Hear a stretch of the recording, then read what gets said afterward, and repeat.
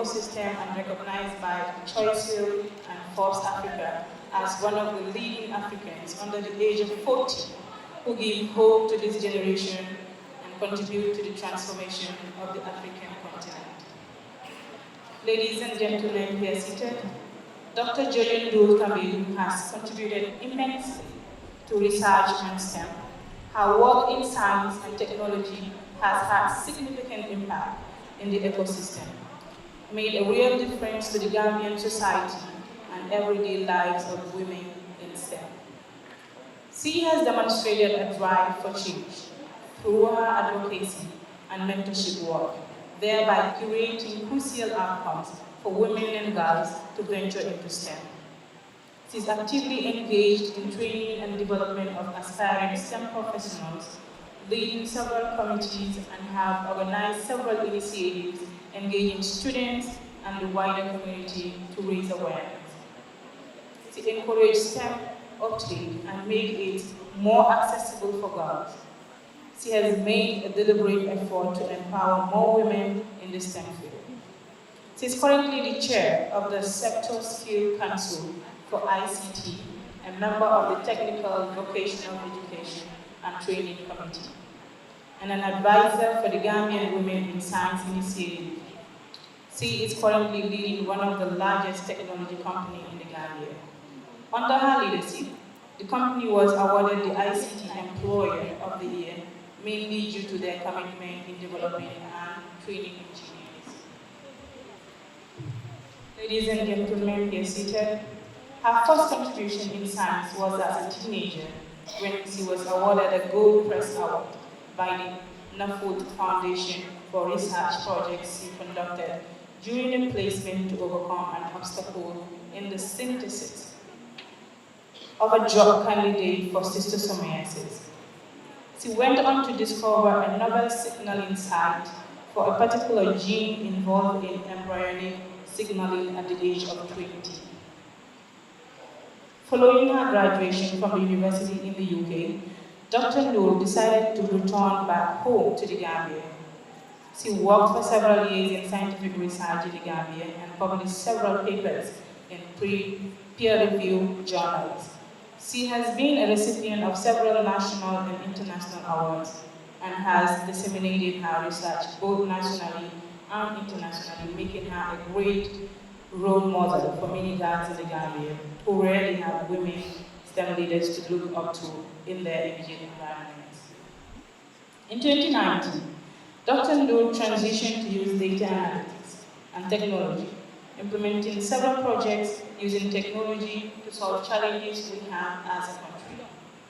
Using her people in project management, data analytics, and research skills, Dr. Ndour led her team to implement several countrywide projects, such as implementing the Electronic Logistic Management Information System for the Ministry of Health, the Social Registry Information System for the National Social Protection Secretariat, developing the Education Management Information System for the Ministry of Higher Education, Research, Science and Technology, developing a business management tool for entrepreneurs to allow them to gain access to financing, a labor market and migration information system for the Ministry of Trade and Regional Integration, and Women's Resource Mobile Application for the Ministry of Gender, to name but a few.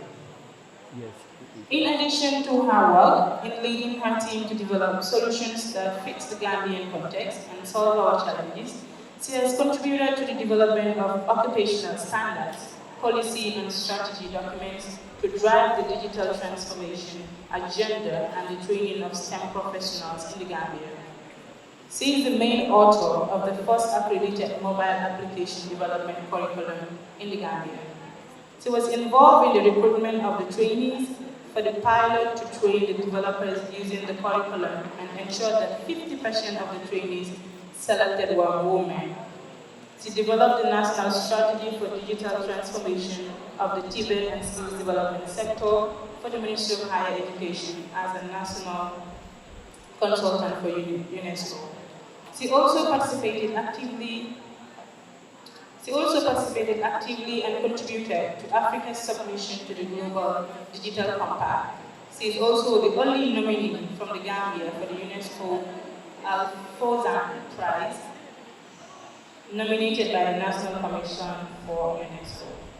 Her institution is one of the first to introduce a crochet facility in the workplace to encourage and support working mothers to return to work easily after maternity leave. She organizes STEMathons at high school with the ulterior aim to raise awareness about STEM and inspire the next generation of STEM professionals, especially women.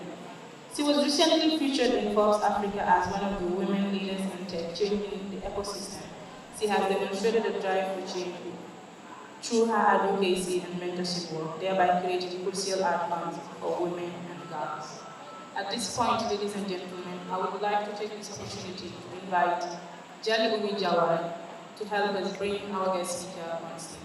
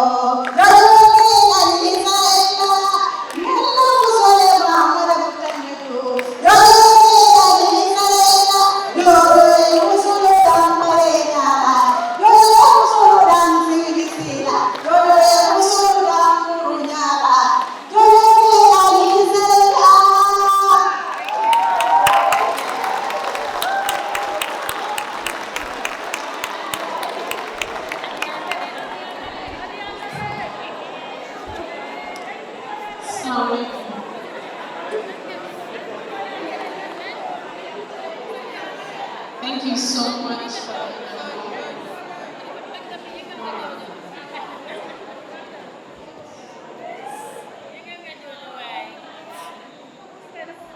Thank you so much for that beautiful song, that beautiful welcome. It's such a pleasure to be here. I'm not your conventional guest speaker, so I'm going to do a presentation. I want this to be a conversation today. I want everyone to go back today at least knowing that they have gained something from my speech. So that's why I have the picture of the Bantaba. What happens at the Bantaba? We chat, we have a conversation. Did you know that a child born in sub-Saharan Africa is 15 times more likely to die than a child that's born in the developed world? Did you know that? No. Do you know that currently 70% of all maternal deaths happen in Africa? 70%. To add to it, 90 million. There are 90 million adult school children in Africa. 50 million of them being girls. That keeps me up at night. I don't know about you, that keeps me up. And what are we doing about it? What do we have to do about it? I know culturally, a lot of us, we want to, when we do pass away, to leave something behind. Something for our children to inherit. But what I am saying now is, let's look beyond genetics. Let's look beyond what we're leaving behind for our families. What are we leaving behind for our communities? What are we leaving behind for our country? What are we leaving behind for Africa? In the next few decades, 50%, half of all the world population will come from Africa. And do you know what? We currently have the youth population growing fastest in Africa than anywhere else in the world. That gives us a demographic dividend already, right? Or there are two trajectories. It can be a dividend for us, or it can be disaster. What do we choose? It's in our own hands. Currently in Africa, a recent report showed that the majority of funds coming in Africa were from remittances, not from foreign aid. That means that we Africans are the answer to our own problems. We need to hold our future in our own hands. So now that I've sparked something in you, hopefully, to find purpose and drive change and make it our own, let's not wait and say it's the president's responsibility, it's the government's responsibility. Each and every one of us can do it in our own small ways. Now I can start my speech.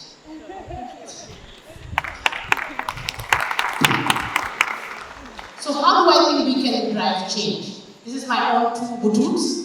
I think there are so many of you here who are more deserving of this role, who should be here, just like me. But this is my own contribution. I think through skills training, we are spending more time at university and getting a lot less out of it than we were in the past. Because now everybody has a BSc or a BA. Now everybody wants a master's. Those that wanted masters now want a PhD. So it means we are spending more time, especially for us women. I mean, I had my first child when I was very young. I got married very young. And then I had a long break, 9 years, before I could have other children. 4 miscarriages, because by that time I was already getting old, right? So we're spending much time in formal education. Sometimes it seems like it's a form of prestige, rather. But can we look at skill education, technical vocational education and training? Recently, we developed a curriculum under NACA, and we worked with NACA to have this curriculum out there, basically looking at skills that we need in the industry. We did a pilot. They were all university graduates. When they did the training, all of them, before the end of their internship, gained employment. Can we look at solving problems? These are the problems we have. These are the skills that we need to solve them. How can we use technology to provide healthcare solutions? I was ill this year, early on this year. I needed to see a gastroenterologist. In Gambia, there were about 2, right? Out of a population of 2.7 million, 2. So you cannot reach everyone. How can we use technology to reach everyone? How many out-of-school children I mentioned? We cannot build all the schools or train all the teachers. How can we use technology? Everybody has a mobile phone. Right now, if you go to the market or the furthest place in the village, everybody's using WhatsApp because they have audios, they have visuals that they can use. So it's more accessible now. We also need to be data literate and critical thinkers. So I was really excited when there was that data review being done, right? I was looking at the numbers, questioning the data, appreciating the data, and analyzing what was there. So this is just to say, I'm a scientist, I'm an immunologist. But I got to a point where I felt like that Eurocentric view of doing research was not sufficient, maybe because I have a short attention span. And I felt I needed to do more. I leave the lab, I go out there, I find people just lying down there outside, waiting to see a doctor overnight. I sometimes come across graduates from grade 12 who cannot read and write much. I find unemployed people. My husband used to tell me, because I have a young child who did not like school at all. But every time I go outside, any child I see, I'll be like, you're going to go to school. And I say, yeah. And my husband will say, you're so dumb, but you know, you drop out, security, and I'm going to go to school. Right? But you go out the street, you see the boys, the girls just sitting out there. So I felt I needed to do something, and I wanted to use my skills and knowledge to impact change. And rather than just having a publication that's cited, how can I have a product? How can I provide a service? How can I impact change? And how can I solve challenges and make life easy for our people? So become more results, not theory, and have that as the ultimate outcome measures of what we do every day. So I do, like they mentioned, do a lot of STEM advocacy. I also decided to impact system change. I needed to now work on strategy, developing policies for the government as well as consultant. And we do a lot of work. If you follow us, there was a recent kind of video on us, but also on our social media. We do a lot of work with the youth as well. And these are some of the STEM fairs and robotics that we have organized, and also the youth dialogues as well that we do. Because I believe we have to start from a very young age and build their foundation and get them interested in science, technology, engineering, and math. But also with technology, there needs to be, for user adoption, you need to make sure that everybody is also digitally literate. They know how to use the technology. So currently my team have trained over 10,000 people all over the Gambia on digital literacy skills, and we make sure that when we come up with solutions as well, we fit our local content, where we incorporate local languages, and also we have a lot of support videos as well that we have for them. I am an advisor for the Gambia Women in STEM initiative, as they already mentioned. All of you ladies, a lot of you ladies should be part of this initiative. It's an initiative of over 500 Gambian girls and women working in STEM. And we all look like, I came in today and I was like, you all look amazing. We as women, it doesn't mean that you dress up, you look good, that there needs to be a conflict between your competence and your femininity. We need to be authentic to ourselves, and I just really appreciate the beauty that we've all showcased today here. We also need to but we deal with challenges, so we need to make sure that there are equitable workplaces. As she mentioned, the company that I'm leading is the first in the Gambia to actually have a creche. A creche is like a nursery. So everybody that has a baby, when they come in, we have a daycare or a nursery there where there's a nanny taking care of their children so they can concentrate on working and not worry about their children. When we have trainings, we have women that come in and they leave their babies in our creche as well so they can attend our training. So I believe that we need to introduce Gambians to research methodology. We have career fairs, we have STEM fairs, we have trainings, and we give them placements as well.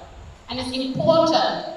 STEM is important in developing health literacy because it provides a strong foundation for developing health literacy in students, develops deep knowledge of systems and processes, develops the critical thinking, communications, and numeracy skills, and then allows for the informed evaluation and use of health information in the daily life of our people.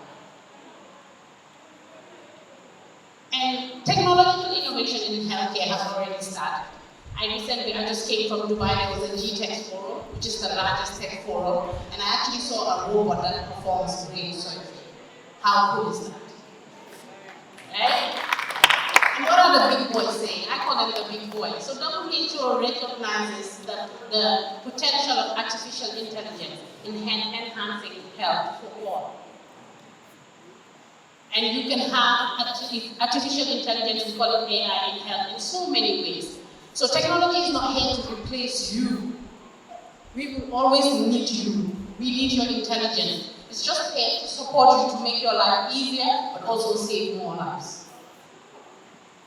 David Hesabis from Google DeepMind also said recently that they used AI to do millions of years of PhD research in a short period of time. And examples of some recent innovations as well. There was a particular group in a university that now have come up with a technology that makes veins easier to access. That's not replacing you, it's just making your life easier and saving costs. There's also a multi-system approach to improve breast cancer treatment. In the past, what would you have? Mastectomy. We don't need to do that anymore. So with this new treatment, it allows them to make sure that they save much healthy tissue as possible. Also, there are cosmetic gains for that as well. What happens with some of our diabetes patients? Limb amputations. A lot of them have foot amputations. Now you have AI-informed orthopedic insoles for some of these diabetes patients that's also available. These are just some examples. Data literacy, using data to make informed decisions. So I want to just do something. So maybe some of you have seen me with this newspaper and you wondered what I was wrapping. I didn't want you to see that. It's a cigarette. I don't smoke. No. It's a cigarette and I have a mint here. Now I want to ask you a question, or I want to say a statement. A person, cigarettes, okay, let me say it this way. Sweets, or diabetes, I would say. Let me say diabetes is killing more people globally than smoking. It's just a statement that I made. Do you believe that's true or not? People are dying more from diabetes than they are from smoking. Is that true or not? I'm breaking this. I'm not giving it to anyone after. I just spoil it and put it in the trash. And I'll eat the sweet. I'm saying this, but I love sugar and love sweets. But yes, people are dying more from diabetes than they are from smoking. Is it true or not? True. Anyone else? I made that up. I made that up. Why did you believe me? Because you thought it's coming from a credible source. I just use this as an example because in today's world we're exposed to so much data. I mean, everybody sends me stuff and I just tell them, do data. This is not right. They're using now AI to generate a voice because I couldn't data. So we really need to question what people say. How can we ensure that we are literate? I want to share this quote from Socrates, who's a philosopher. I know you won't believe me, but the highest form of human intelligence is to question oneself and others. It doesn't mean that if you ask a question that you're not smart. Let's be asking questions. Let's be critical thinkers, and that starts from asking questions. Data scientists and analysts need to be critical thinkers who ask many questions. We don't all need to be data analysts or data scientists, but we need a data-driven critical thinking society. And in the next couple of years, reading, writing is not enough. Being able to do math is not enough. What is the future of work going to look like? The future of work is very different from what we have now. You all need to be analytical thinkers. You all need to be critical thinkers to be successful.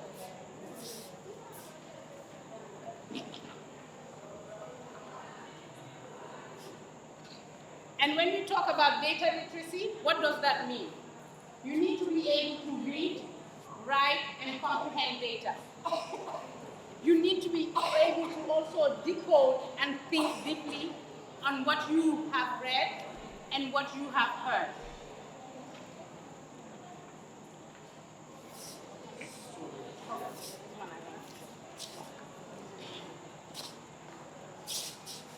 Sorry, can I have somebody shorter than me to put the projector on?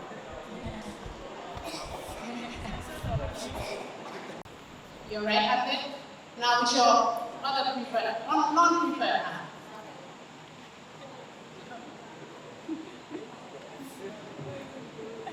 Yeah? How does it feel with your non-preferred hand? It's not even working. It's not even working. So with your preferred hand, it's easy, natural, comfortable, unconscious, consistent results. With your non-preferred hand, it's hard, it's unnatural, it's uncomfortable. When I showed you the face, when I told you that the face was there on that side, it made it easier for a lot of you to see it. And why is this important? We all have different personality types. We are all different people. But we need to understand that we are all different, but find a way to work effectively with each other. If you know that someone is of a different personality type, it makes it easier to work effectively together. And it doesn't mean that someone is geared towards one personality type, they cannot change or do something else, but it just means that it's not comfortable for them. I am an extrovert. When we talk about extrovert, it doesn't mean you're cheerful. It means how you process information, where you get your energy from. I get it from the environment. I have staff, I have about 50 staff. Some of them, I know they're introverts because they have to process the information and they need more time for that. So I know how to work effectively with them. When we have meetings, they will never say anything. So I have to ask them, do you have a question? Do you have anything to add? When I keep talking and I ask them for something immediately, now they need to tell me they need more time. Can I get back to you? Let me think about that. So let us understand that we are all different. Let us not force our personalities on other people. If we know we're different, let's look at how we can work effectively with each other and collaborate.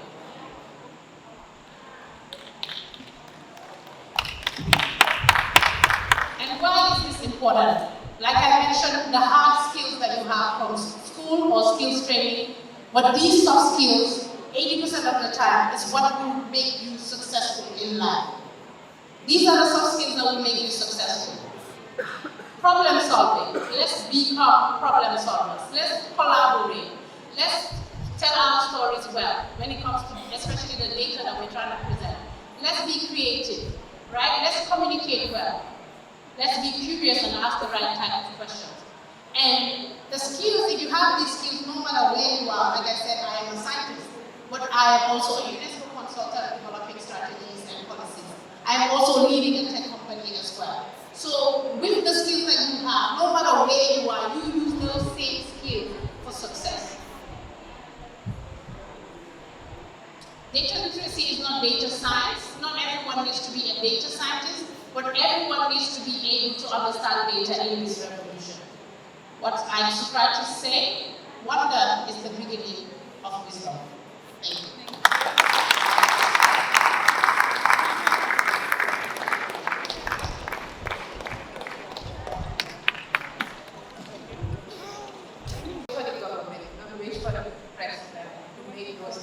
What can you do in your own quarter to make sure that things go along? So thank you, Madam Jojo. I am inspired by this speech. So ladies and gentlemen, we will allow 5 minutes question and answers if we have any question for Madam Jojo. Any question?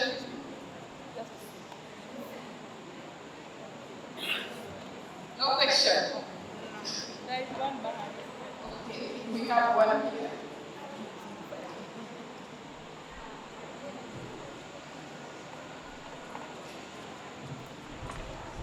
Thank you very much, Madam Joy. Your presentation is perfect. The sense that you are looking for something like change. But the only questions that I have is you are talking of leaving behind to make sure that we change. Like you said that these are two dividends. That is what we have to take. One dividend something that we can develop or go for disaster. But I think in these cases, legal environment, like government institutions, organizations also who have a stake in these things. Because the individual is still can have the determination. But some of these institutions also who have greater impact over. So thank you very much. Thank you very much. Thank you, sir, for that comment. I agree. And an example I gave there was because I knew that I needed to now collaborate with government to impact change, which is why again I work with them to develop systems and develop strategies and policies so you can have a system in change. So we can support the government to also do that by using our skills and knowledge as well.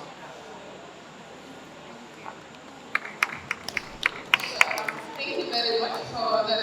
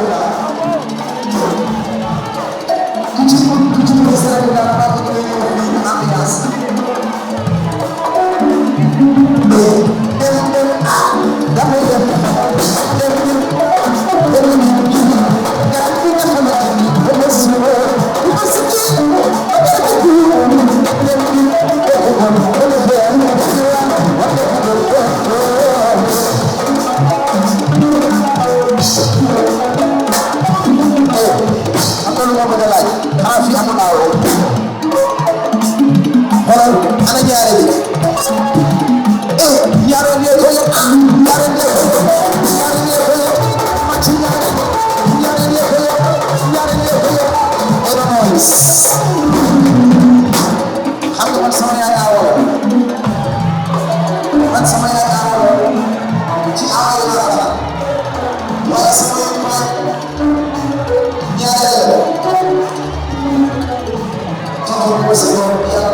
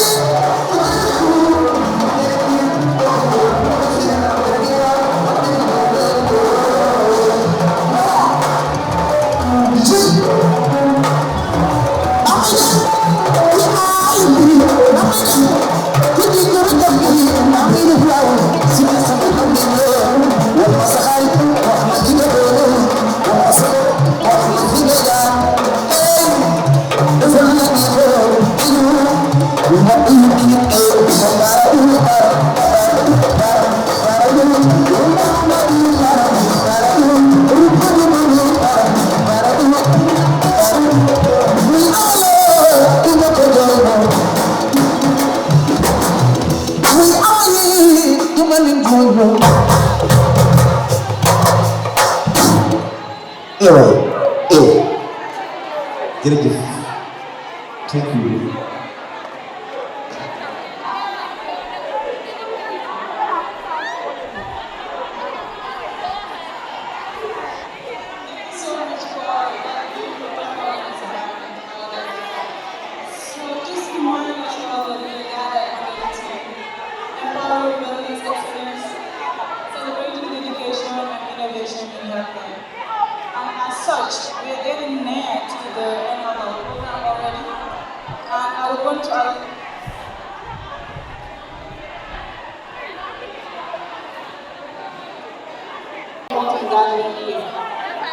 which is the awards presentation.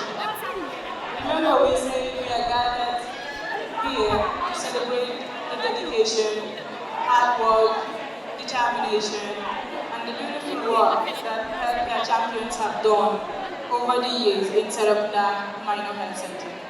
And at this point, I have the singular honor to call on a representative from the TB unit to come and hand over certificates of appreciation to the various unit heads we have at SerreKunda. Sir, you're welcome.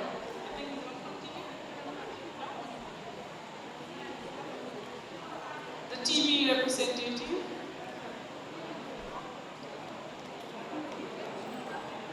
Okay, so in his absence, we will call on Lamin Fofana from DR, Lamin Fofana, to hand over these certificates.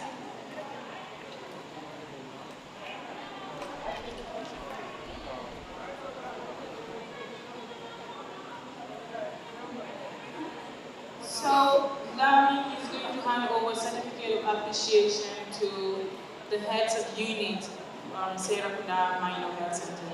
And I want to call on Fatu Jaju from the Labor Ward. She is the in charge of the Labor Ward. This is a certificate of appreciation for all the work you've done over the months with your team. Congratulations, Fatu.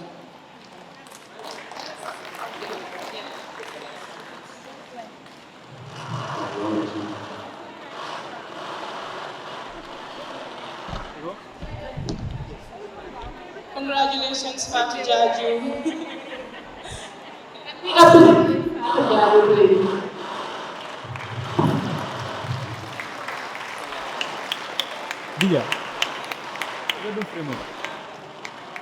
Next, we want to give this certificate to Yamunda Ugay. In her absence, we call on Binta to receive. Is he here? Okay, Yamunda Ugay, Associate in charge. Associate in charge, Yamunda Ugay.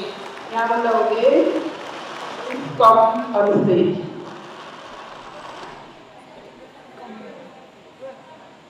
Congratulations.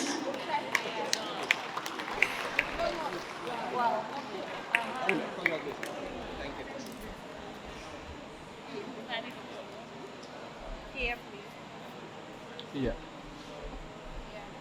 And thank you, Lami, for that. We appreciate it. Next, we want to call on someone from the RBF unit to come and hand over this certificate.